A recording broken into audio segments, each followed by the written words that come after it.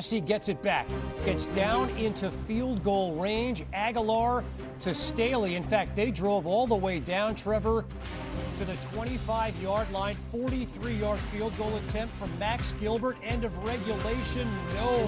Oh, and he had a chance to be a generational legendary hero by making that kick. Instead, they go to overtime. Here's Gilbert, this time to give the Vols a 3-point lead on a 42-yard attempt.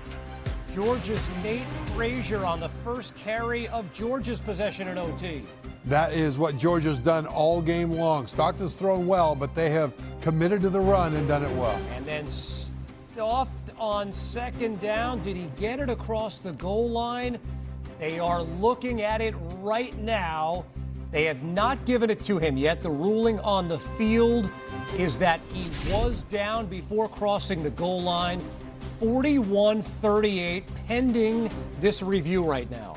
And nobody thought that so many points would be scored. Both defenses were supposed to be the dominant forces on each team. And it's been the offenses that have had the deep strikes and the offenses that have committed to the run and been able to run well. We're waiting the review that's going on right now. Again, the ruling on the field was that the carrier was down at the 1-yard line here. Let's pause for a minute, put a pin in that, and talk about Joey Aguilar's performance today. Joey Aguilar has been terrific. I mean, against lesser competition, he's been connecting with those balls down the field before the Georgia game. And that's one of two things that needs to happen for this Tennessee offense to perform well. The quarterback needs to connect on the downfield passes, and the quarterback needs to be able to run the hyper-speed, up-tempo offense. And Aguilar has done both to perfection against one of the best defenses in the country. A big-time positive for Tennessee to take away, but we want to show you what just happened because there's been a ruling on the field. It's a 41-38 Tennessee lead in overtime after the Vols missed that 43-yard field goal at the end of regulation that would have won it. Nate Frazier behind the big fellas reaching over the goal line. Trevor, they have reviewed it, overturned the call. It's a touchdown and a Georgia win.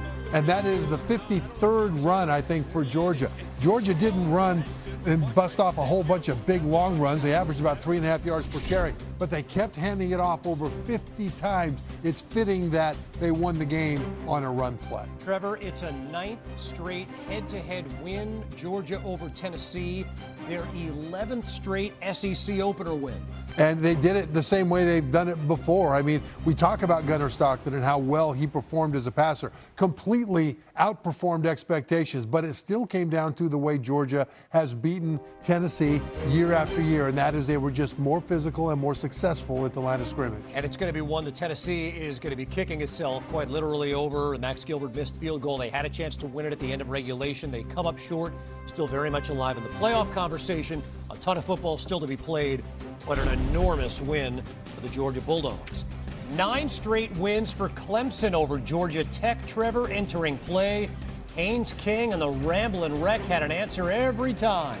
They did, and the thing about Haynes King is this play shows what he does. He looked like a defensive tackle forcing his way in. They elect to go for 2. Look at the trickeration of Dean Patterson. Now they followed the tough run with Razzle Dazzle. Georgia Tech takes the lead. But the Tigers come right back. Adam Randall, 2-yard touchdown. Clemson kicks the PAT, ties it at 21. Credit Haynes King and Georgia Tech, Trevor, for getting down into field goal range. Yeah, they pounded it down there. Remember that last week against Troy, Clemson fell behind by 13 points in the first half, came back and won it. Looked like they were about to do the same thing. Georgia Tech wasn't going to let them. 55-yard field goal. Aiden Burr, double nickels for the win. And for now, Clemson, they are backs against the wall. They've got 2 losses. They can't lose again this year and hope to make the playoff. Maybe Georgia Tech is the Vogue team in the ACC after that. Next week's going to be bigger because of what we did today. Next week is bigger because of what you did today. You deserve these moments here at Georgia Tech. You deserve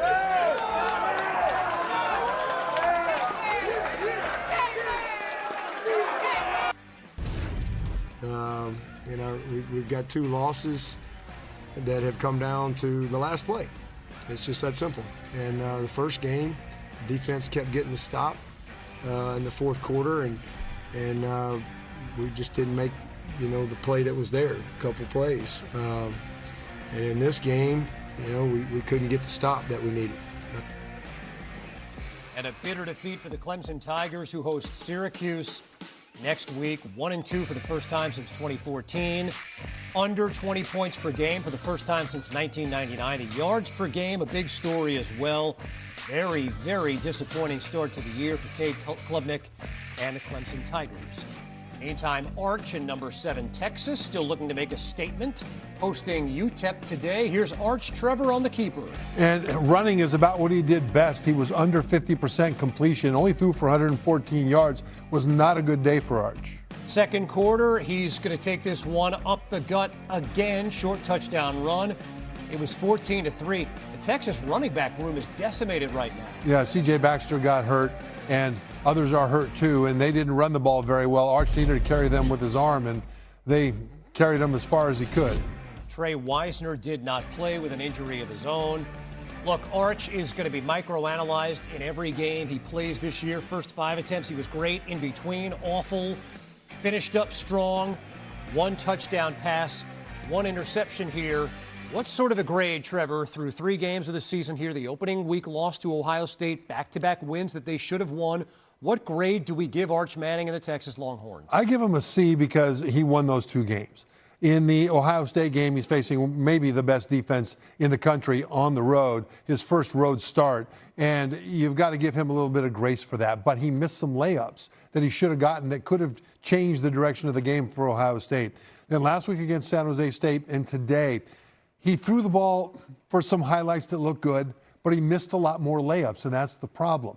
He's better than that. He's more accurate than that. He makes better decisions than that. And there were times when it was easy, and he didn't get it done on that particular play. Now, he won the last 2 games, but the standard isn't to beat UTEP and San Jose State. The standard is to play well enough that they can win a national championship. And right now, Arch is nowhere close to that level. He was the preseason Heisman favorite. I mean, again, that's not his doing.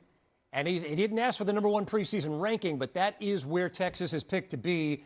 And he has not looked great in back-to-back wins. Texas, though, does get the win over UTEP today, 2-1 of the season.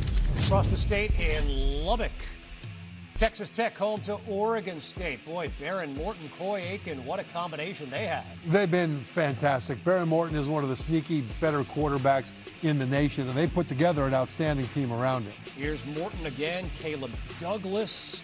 They invested a lot in NIL, and it's paying off right now. And this is against a power team, Oregon State. This is not like it's against an FCS team.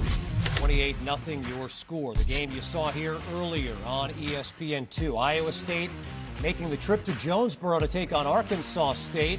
Closing seconds of the first half. Look at this throw by Rocco Becht. It was a great throw, and this has been like Rocco Becht's season. He'll mix throws like that with hits and misses, and it's his toughness that ended up winning it. Oh! Abu Sama ran over that guy. He sure did. Was not awesome. Easy. Iowa State, an 8-point win. We're counting you down. Jake Retzlaff, former BYU quarterback, now in Tulane, set to lead the Green Wave up against their old quarterback, Darian Menson and Duke. Kevin Connors, hard to argue with the fact that USF has been one of the best stories in college football all season. A chance today to become just the 5th team since 1936 to start a year 3-0 with all 3 wins coming against ranked football teams. Tall order, though, today against Miami, Trevor, and Carson Beck. Yeah, they beat Florida, USF did, by forcing long drives and accepting mistakes, penalties by Florida that made Florida kick field goals. Miami is finishing those drives with touchdowns. Add an 8-yard touchdown to Joshua Moore. This one 39 yards to Moore. Carson Beck hasn't been particularly flashy, but he's been brutally efficient. He has a whole bunch of passes over 15 yards, but nothing more than that 39-yarder. He's just been incredible. They were nodding off because of a lengthy weather delay, but when they came back, what a run by Mark Fletcher. The running game is also picked up. I mean, against Notre Dame, they only averaged 3.5 yards per